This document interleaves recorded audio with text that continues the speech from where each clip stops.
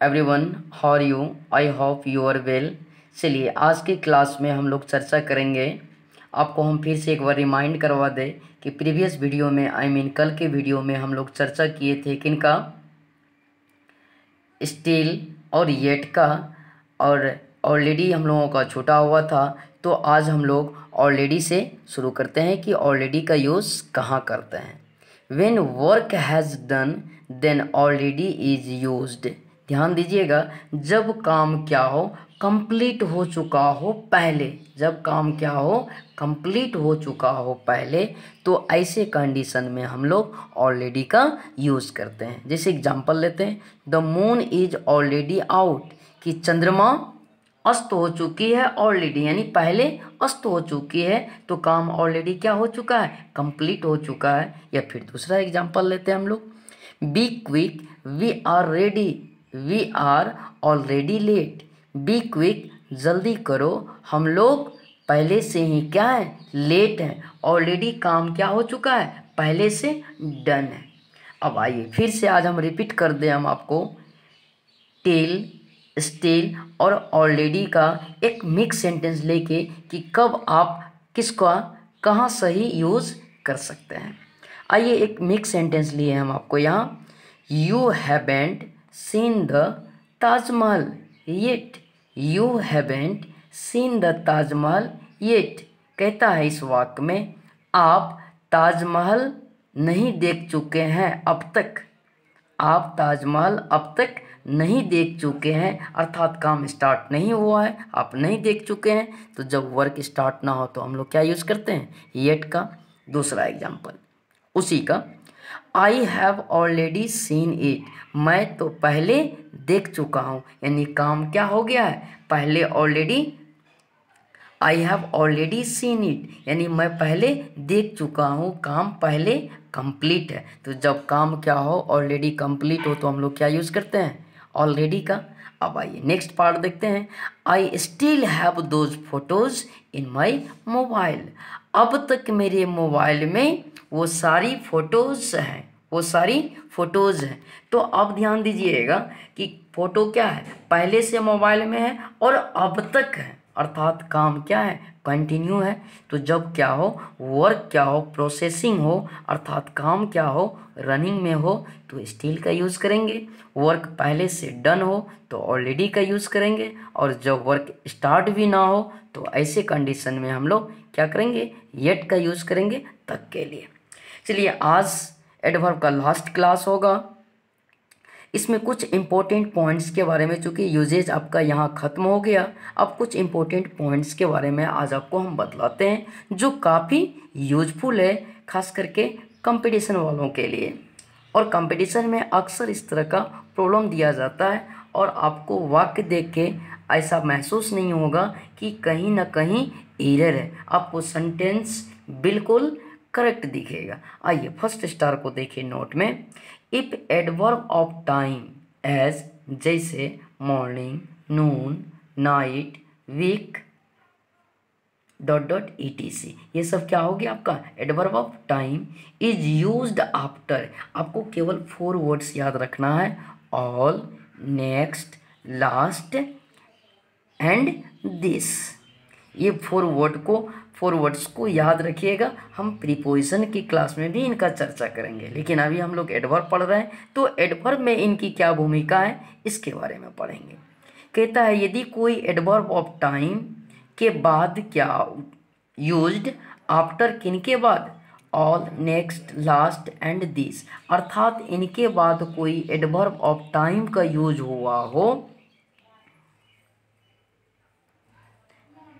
And this, then no the, तो कभी भी डिफिनिट आर्टिकल द का यूज नहीं कीजिएगा before all, next, last and this. फिर से रिपीट कर देते हैं, अगर इसके बाद क्या हो, ये चारों वर्ड के बाद, इनमें से कोई एक के बाद अगर कोई एडवर्ब ऑफ टाइम दे रखा हो, तो ये चारों वर्ड से पहले कभी भी डिफिनिट आर्टिकल द का यूज नहीं करेंगे। अब आइए एग्जाम्पल लेते हैं, she will go there next week, वो जाएगी वहाँ अगले सप्ताह, अब आपको हम बतला दें कि ये क्या हो गया आपका एडवर्ब ऑफ टाइम, ठीक है। और उससे पहले देखिए यहाँ क्या है, नेक्स्ट है, तो क्या यहाँ आर्टिकल लगेगा? दो नहीं लगेगा। लेकिन अगर हम ऐसा बोल के निकल जाए तो शायद आप पता नहीं कर पाएंगे, she will go there the next week, लेकिन सेंटेंस आपका क्या हो जाएगा? रॉन्ग हो जाएगा, क्योंकि नेक्स्ट के बाद एडवर्ब ऑफ टाइम है तो इससे पहले डेफिनेट आर्टिकल नहीं होगा, इसलिए ये वाक आपका क्या हो गया? रॉन्ग हो गया। आइए दूसरा एग्जाम्पल लेते हैं। She came here in the last month, ये सेंटेंस क्या आपका सही है? सी कैम हियर, वो आई यहाँ, इन द लास्ट मंथ, यानी लास्ट मंथ में, सॉरी ये सेंटेंस तो आपका राइट है, चूँकि यहाँ तो आप दो नहीं लगाए हैं। ये सेंटेंस आपका क्या होगा? रॉन्ग होगा, क्योंकि ये मंथ क्या हो गया आपका यहाँ? एडवर्ब ऑफ टाइम हो गया, और इससे पहले ये लास्ट है तो यहाँ ये आर्टिकल का यूज़ नहीं होगा, इसलिए ये सेंटेंस यहाँ रॉन्ग हो गया। That's clear. अब चर्चा करते हैं हम लोग दूसरा स्टार का, ठीक है, होम के बारे में। हम आपको पहले यहाँ ओरल बतलाते हैं। होम, होम दो तरह का काम करता है। सबसे पहले तो रियल में कहा जाए तो होम क्या है? एक नाउन है, लेकिन ये एडजेक्टिव का भी काम करता है। कब? सॉरी, एडवर्ब का भी काम करता है। कब? तो आइए देखते हैं।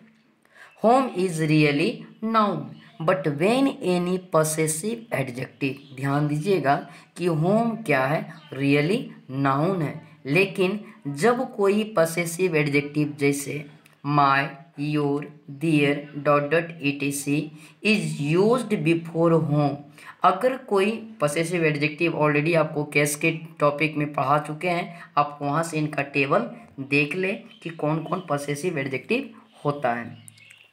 अगर होम से पहले कोई भी पॉसेसिव एडजेक्टिव आ जाए then it become an adverb, तो वहाँ होम क्या नाउन नहीं होके क्या हो जाता है? एडवर्ब बन जाता है।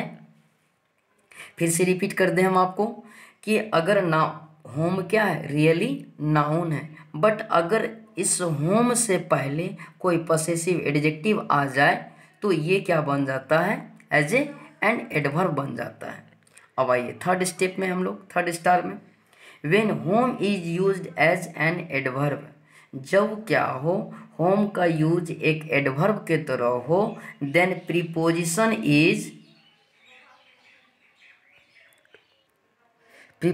इज यूज्ड बिफोर होम, तो आप होम से पहले प्रीपोजिशन का यूज कर सकते हैं जब होम क्या हो? एडवर्ब के तरह काम करे। चलिए एग्जांपल लेते हैं। I went to their home yesterday, मैं गया उनका घर कल। अब यहाँ होम देखिए आपका क्या है? एडवर्ब है, क्योंकि इससे पहले क्या है? पॉसेसिव एडजेक्टिव है, तो इससे पहले आप प्रीपोजिशन लगा सकते हैं। लेकिन दूसरा सबसे इम्पोर्टेंट बात कि when home is used as a noun, जब होम का यूज क्या हो? एक नाउन की तरह हो, then no preposition before home, तो होम से पहले कोई भी प्रीपोजिशन का यूज नहीं होता है। जैसे एग्जाम्पल देखिए, आई गो टू होम। अब आपको देखना है यहाँ होम, होम क्या है आपका? नाउन है, क्योंकि इससे पहले कोई पॉसेसिव एडजेक्टिव नहीं है। तो जब होम नाउन की तरह काम करे तो उससे पहले प्रीपोजिशन का यूज नहीं होता है। ये सेंटेंस आपका रॉन्ग है। राइट क्या हो जाएगा? आई गो होम, ये सेंटेंस राइट होगा। फिर से एक बार रिपीट कर दे। अगर आपका ये होम एडवर्ब के तरह काम करेगा तो प्रीपोजिशन का यूज होगा इससे पहले, बट अगर होम का यूज एज ए नाउन होगा तो इससे पहले प्रीपोजिशन का यूज नहीं होगा। अब रही बात कि कब ये एडवर्ब का काम करेगा, कब ये नाउन का काम करेगा, तो एक वर्ड याद रखना है, अगर होम से पहले कोई पॉसेसिव एडजेक्टिव आ जाए तो ये एडवर्ब का की तरह काम करेगा, बट अगर कोई पॉसेसिव एडजेक्टिव नहीं आता है तो ये नाउन की तरह काम करता है। आज हम लोग एडवर्ब को फिनिश किए और इसमें आप लोगों की बहुत बड़ी भूमिका है, क्योंकि इनका क्लास में एटलीस्ट 15 डेज़ का क्लास है, लेकिन आज हम लोग विदिन 10 डेज़ के अंदर फिनिश कर लिए। Thank you very much.